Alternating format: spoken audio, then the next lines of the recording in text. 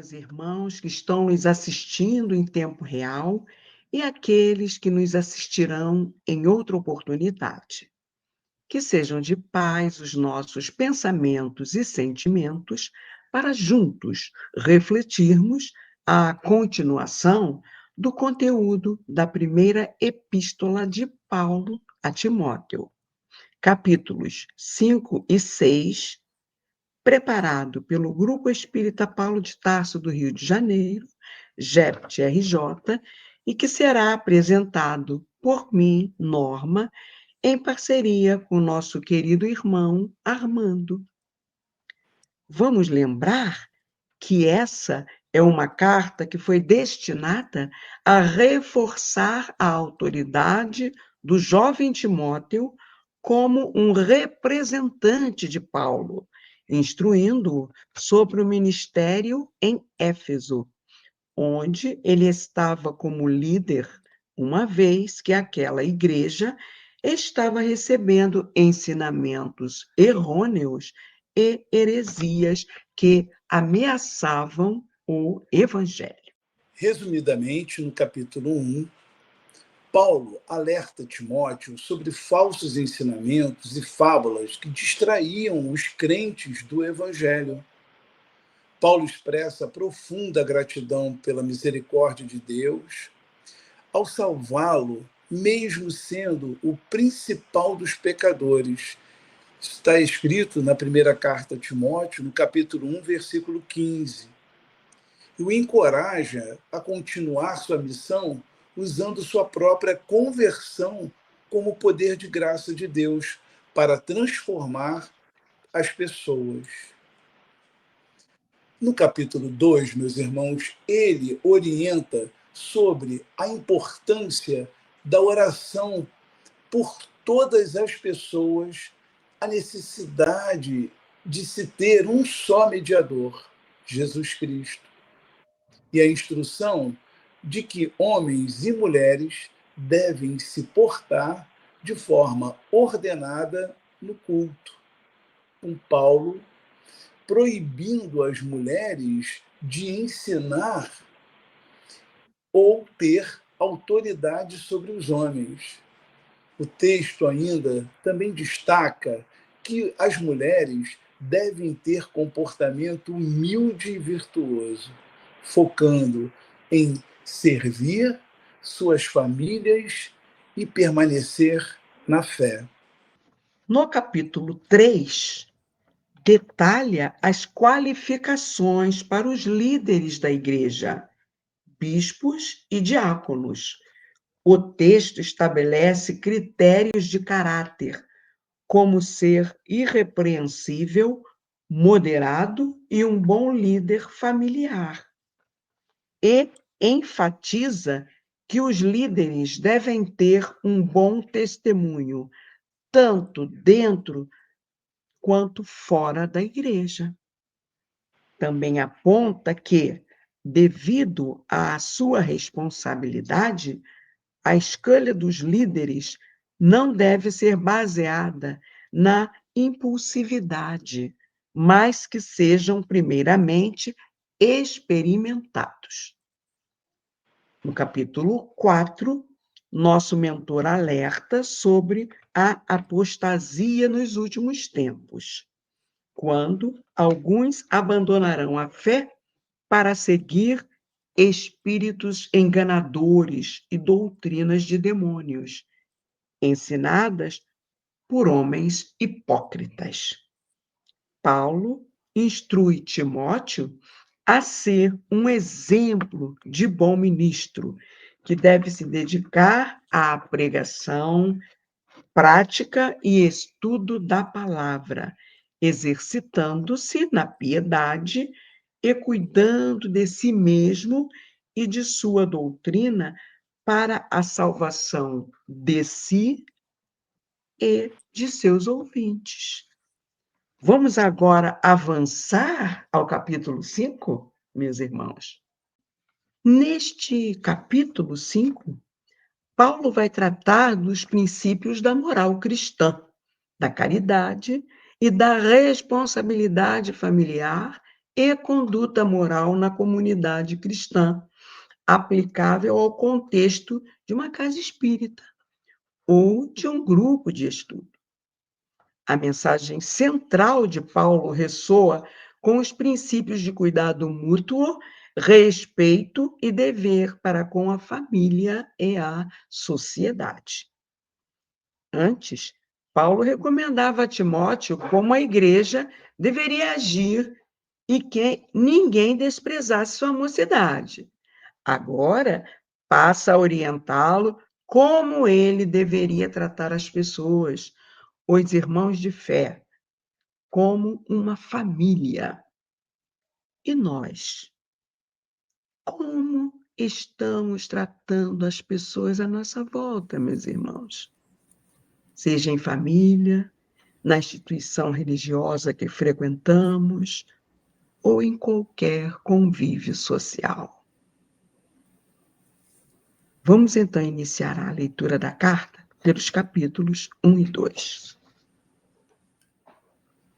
Não repreendas asperamente os anciãos, mas admoesta-os com a paz aos moços, como a irmãos, as mulheres idosas, como a mães, as moças, como a irmãs, em toda a pureza. E aí, meus irmãos, Paulo recomenda a Timóteo respeito à experiência.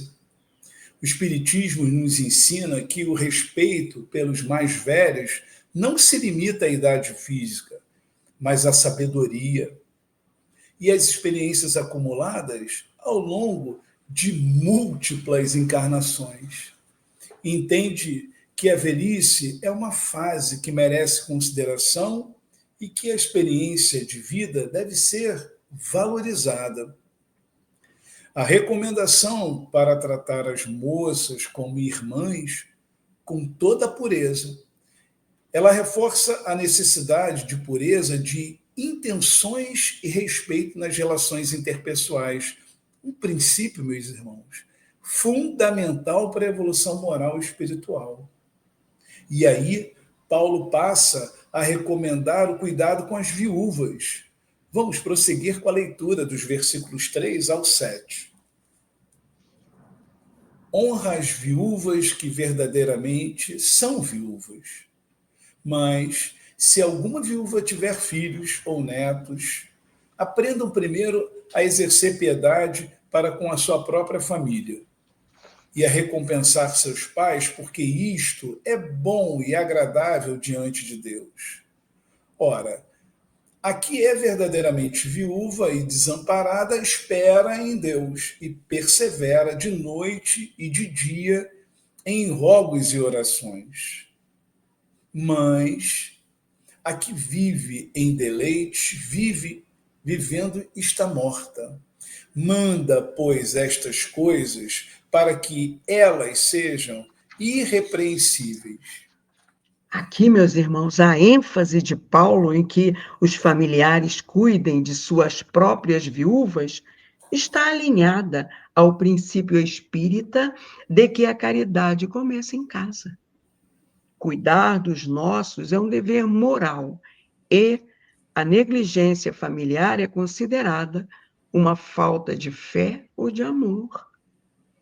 Vamos entender que a viúva naquela sociedade tinha muitas dificuldades e que era obrigação da igreja cuidar das verdadeiramente viúvas, que não têm suporte familiar.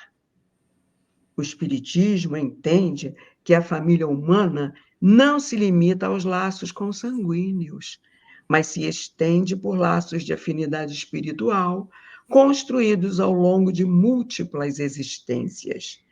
Tratar o próximo com o mesmo respeito e afeição que se dedicaria a um familiar é um exercício de caridade, fortalecendo os laços que unem a humanidade. Vamos à leitura do versículo 8? Mas, se alguém não tem cuidado dos seus, e principalmente dos da sua família, negou a fé e é pior do que o infiel.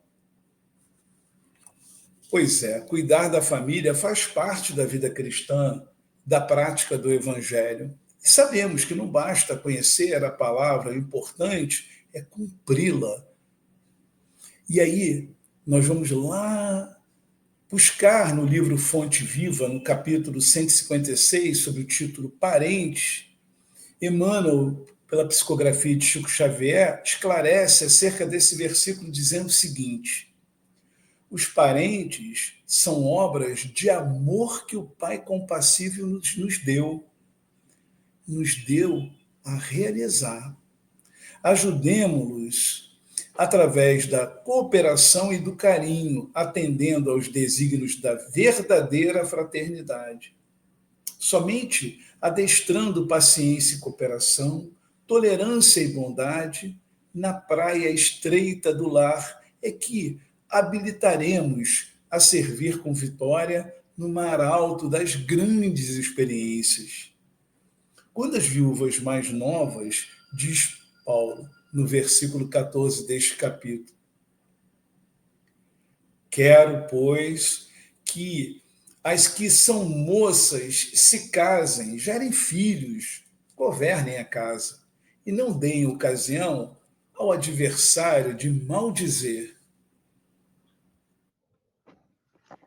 Paulo vai encerrar este capítulo falando sobre os presbíteros, dando vários conselhos. Ele orienta sobre como honrar os presbíteros, né, líderes, e como proceder em caso de transgressão. Ele adverte sobre a necessidade de serem imparciais e cautelosos na imposição de mãos. Vamos à leitura dos versículos 17 e depois do 19 ao 22. Os presbíteros, que governam, bem sejam estimados por dignos de duplicada honra, principalmente os que trabalham na palavra e na doutrina. Não aceites acusação contra o presbítero, senão com 2 ou 3 testemunhas.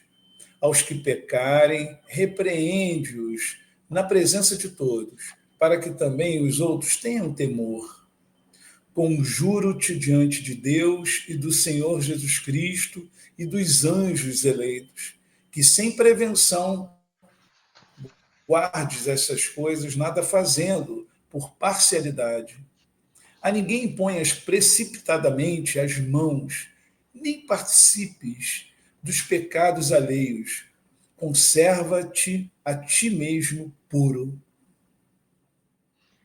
Ao alertar para não aceitar denúncia sobre presbítero, senão sob depoimento de 2 ou 3 testemunhas, era para evitar picuinhas, inveja. Já quando orienta sobre como corrigir aqueles que percam a forma pública, pode ser vista sob a ótica da lei de causa e efeito, na qual o erro gera consequências que devem ser corrigidas. Também orienta a não ser condescendente se o presbítero faltoso for amigo, para que Timóteo não se tornasse cúmplice do pecado. O tratamento aos líderes deve ser apurado no respeito e na gratidão pelo trabalho, mas sem bajulação, que pode prejudicar o progresso moral. Vamos seguir a leitura do versículo 23 agora. Não bebas mais água só, mas usa de um pouco de vinho por causa do teu estômago e das tuas frequentes enfermidades. Meus irmãos, Paulo mostra a preocupação com o equilíbrio de Timóteo entre o espiritual e o físico. Pode ser interpretado como um estímulo ao bom senso e ao cuidado com a saúde, reforçando que o bom cristão ou o bom espírita busca o equilíbrio entre o material e o espiritual. Nesse momento, nós vamos encerrar o capítulo 5 e vamos dar início ao último capítulo desta carta, o capítulo 6. Neste último capítulo, Paulo oferece valiosos ensinamentos sobre o perigo do apego material e a importância da caridade e da conduta moral elevada para a evolução espiritual. Ele inicia falando sobre a relação entre senhores e servos, conforme vivia aquela sociedade. Suas orientações são atemporais sobre a forma como o cristão deve se portar diante das provações da vida terrena, mas podem ser adaptadas ao nosso momento histórico de forma coerente. Vamos ler, então, os versículos 1 e 2 deste último capítulo. Todos os servos que estão debaixo do jugo estimem a seus senhores por dignos de toda a honra, para que o nome de Deus e a doutrina não sejam blasfemados. E os que têm senhores crentes, não os desprezem por serem irmãos, antes os sirvam melhor, porque eles, que participam do benefício, são crentes e amados. Isto ensina e exorta. Meus irmãos, atualmente, essas orientações podem ser aplicadas com alguns cuidados aos chefes e gestores do nosso trabalho material, já que não vivemos em regime de servidão. Devemos ter respeito por aqueles que nos chefiam no trabalho assalariado, agindo como cristão, para que o nome de Deus e o ensino evangélico não seja blasfemado. O intuito de Paulo era fazer com que os homens do seu tempo honrassem seus senhores, sendo eles cristãos ou não. E se esse senhor fosse cristão, não deveria o servo ter por ele menos respeito porque eram irmãos, e assim, ao contrário, deviam servi-lo ainda melhor. Nos tempos de hoje, tantas bipolaridades, inclusive entre cristãos, devemos deixar prevalecer o respeito às escolhas de crença, de política, de time de futebol, no ambiente de trabalho, para que a intolerância não seja um instrumento da falta de respeito e equilíbrio. Situação contrária ao mandamento maior de amor a Deus sobre todas as coisas e ao próximo como a si mesmo. Vamos então, meus irmãos, prosseguir com a leitura dos versículos 3 ao 5. Se alguém ensina alguma outra doutrina e se não conforma com as sãs palavras de nosso Senhor Jesus Cristo e com a doutrina que é segundo a piedade, é soberbo e nada sabe, mas delira acerca de questões e contendas de palavras, das quais nascem invejas, porfias, blasfêmias, ruins suspeitas, contendas de homens corruptos de entendimento e privados da verdade, cuidando que a piedade seja causa de ganho. Aparta-te dos tais. Existe o ensino condizente com os ensinamentos evangélicos e o falso ensino, fato que ocorre desde os tempos da igreja primitiva. Ainda hoje isso ocorre, e para estarmos protegidos, devemos estudar, conhecer a palavra para não nos envolver pelas doutrinas estranhas que nos chegam, que pensam que a prática da piedade é fonte de lucro. É claro que as instituições religiosas precisam de recursos para honrar compromissos como água, luz, material de limpeza, algumas com aluguel, mas muito cuidado para que o tema principal seja sempre o dinheiro, porque isso é sintoma de uma mentalidade já embotada. Vamos ao versículo 6. Mas é grande ganho a piedade com contentamento.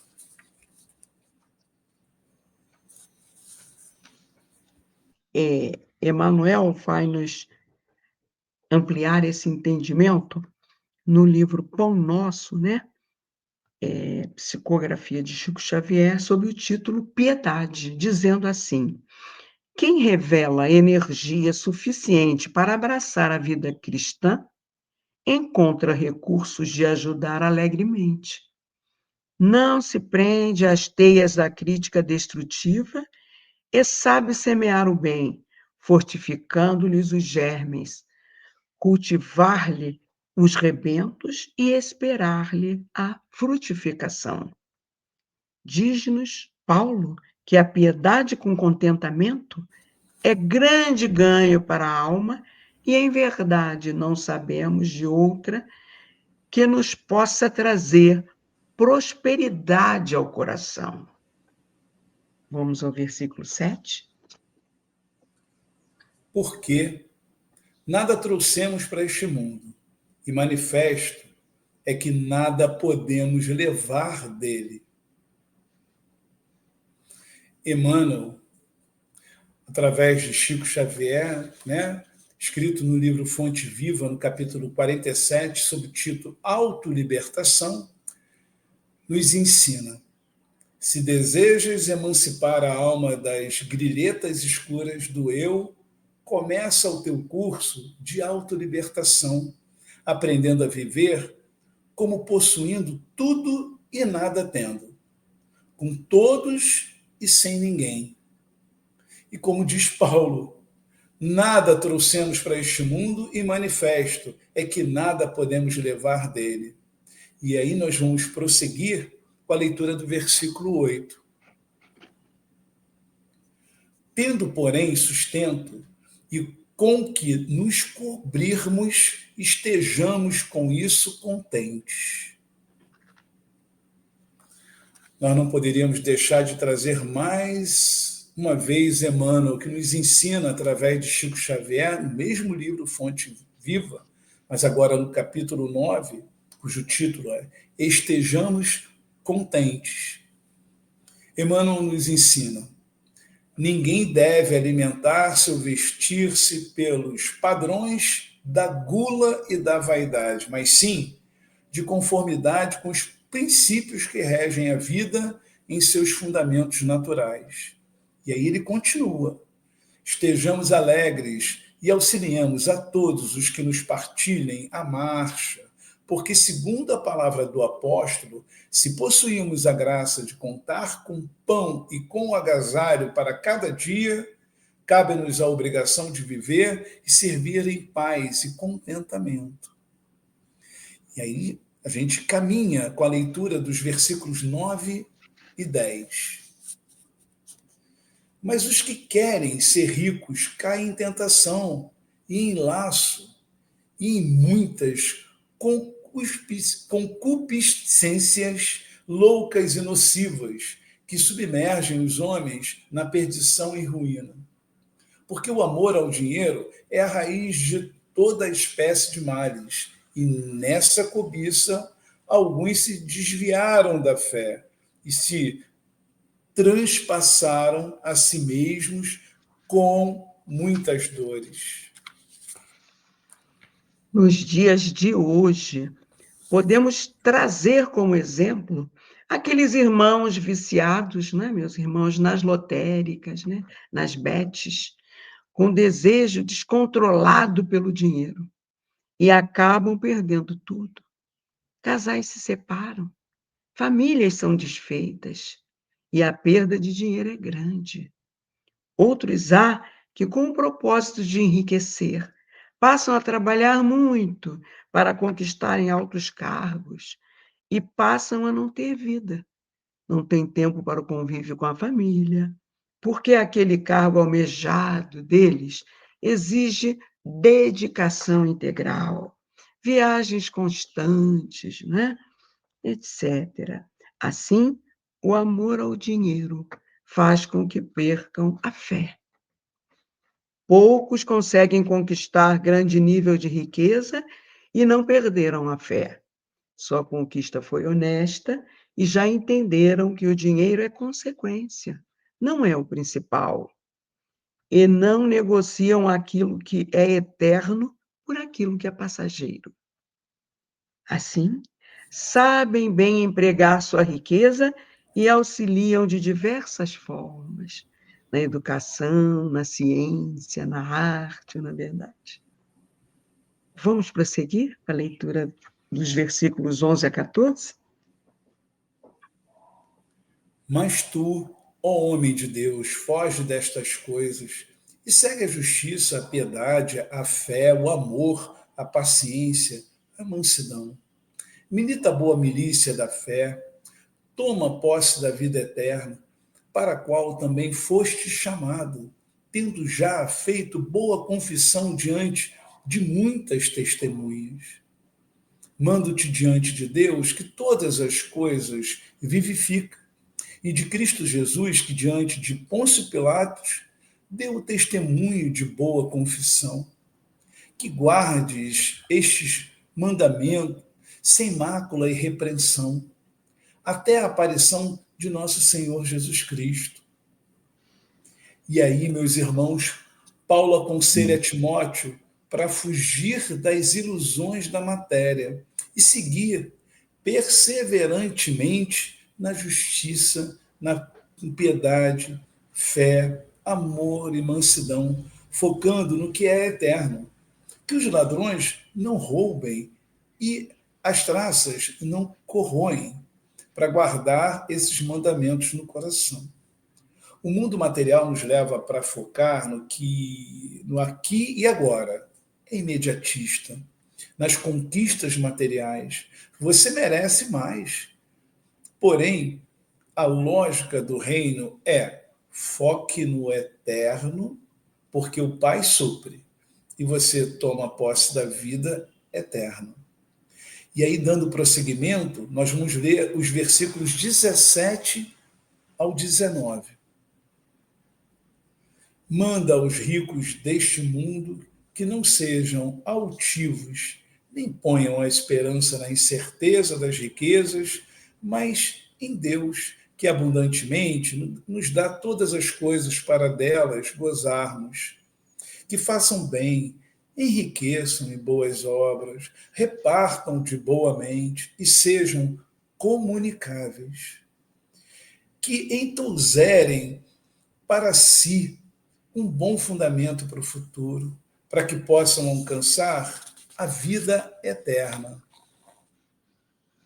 Então, Paulo passa a instruir os ricos a não confiarem na instabilidade da riqueza, mas em Deus, que dá tudo para o nosso gozo. Eles devem ser generosos, ricos em boas obras, prontos para repartir e, assim, acumular tesouros no eterno, né? Vamos à leitura dos versículos 20 e 21?